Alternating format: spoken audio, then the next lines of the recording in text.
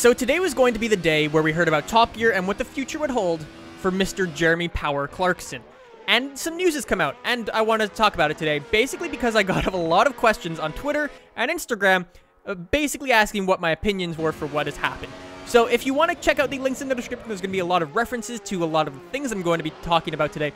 So if you want to do any further reading, I will link down below quite a bit. So anyways, let's just talk about it. Jeremy Clarkson. His contract was set to expire at the end of this month or at the end of next month with the BBC for basically Top Gear. And BBC would usually re-sign him, and they would be making more Top Gear, but that will not be happening. Jeremy Clarkson will not be re-signed with Top Gear or the BBC, and the show will basically end. Sort of, kind of. We'll talk about that in a little bit. But it sucks. It sucks. Regardless of whether you're on Team Jeremy Clarkson or Team BBC, whether you think it was right to basically get rid of him is up to you.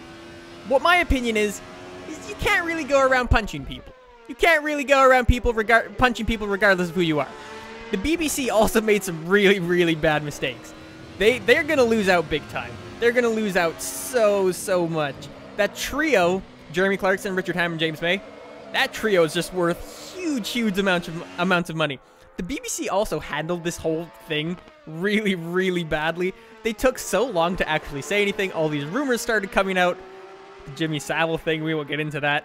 This all should have been internal. The producer, who Jeremy Clarkson punched, has been getting death threats, and that's also really, really wrong. So, I don't know. I don't know. Regardless of whose side you're on, it really sucks. There's not going to be any more Top Gear the way we had it before. So what is Top Gear's future in all of this? Well, Episode 8 and Episode 9 of this current season were actually already finished recording. Nothing in the studio, but all like the car reviews and the big trips and stuff, those were finished a long time ago. And the BBC has said, or well, the Top Gear BBC guys have said, hopefully there's some way they can post those episodes somewhere and basically get them out for people to watch, because that would be great. Episode 10, I heard, hasn't actually finished recording, so probably that will just get tossed away. So what's going to happen with Top Gear and the BBC? I don't know. Top Gear's come and gone in the past. I believe this is the second or the third iteration of Top Gear you can count it as. Top Gear adapts. Top Gear adapts really, really well to what people want to see and what people have asked for. So, will Top Gear continue on the BBC? Probably. For me, though, I don't know if it will even be called Top Gear. That name Top Gear has become so associated, for me at least, with those three people that I think you even have to change the name. I don't know. Maybe that's just me. But Top Gear, the BBC, they're going to have some car shows still. Probably. Most likely. We probably won't see anything for quite a while, but I would assume that they will do something car-oriented on the BBC, because they have all Dunfold, they have all this equipment and stuff, and it's just sort of sitting there now, and they're not making any money from it. So, at some point in the future, I expect us to see some sort of car program. So that leaves Jeremy Clarkson, Richard Hammond, James May. What's going to happen with them? James has actually said he doesn't want Clarkson to be replaced. Whether that means he won't, or he's going to leave Top Gear, or he wants to do it just both of them, that'd be kind of weird. But I expect all three to leave. All three are just going to go and do something for a year, sort of get away from all the media, for maybe a year or so. And then there's been a lot of rumors about Netflix picking up Jeremy Clark, or picking up the whole trio, basically. They have the money to do this. They have 50 million people signed up to their service, and it costs $8 a month. So they have the money. They have the money to do something like Top Gear. They have the money to get a track. They have the money to get all the equipment.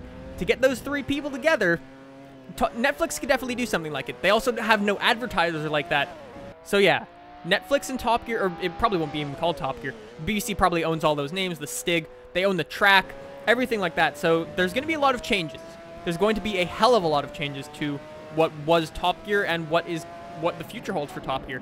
I don't really know, but I expect us not to hear anything for quite a while now. I don't know, though. Those are just my thoughts. Let me know your thoughts in the comments below. What do you think? Was the BBC right in getting rid of him? I still don't really know. I'm sort of still on the fence about it, whether they should have got rid of him or not. The BBC is going to lose out huge, but at the same time, you can't go around punching people. That's just wrong. Top Gear is probably going to continue in some way, shape, or form, whether it be in the completely same format or if it adapts like a crazy amount. And James May, Richard Hammond, and Mr. Jeremy Power Clarkson, I don't really know what's going to happen with them either. You're probably going to see them still producing stuff. They are still very creative people and very funny people. They're probably going to do something. So those are my thoughts. Leave your thoughts in the comments down below. And anyways, guys, I will see you in the next one. When are they going to open the casino? Never. Never? Never. Really?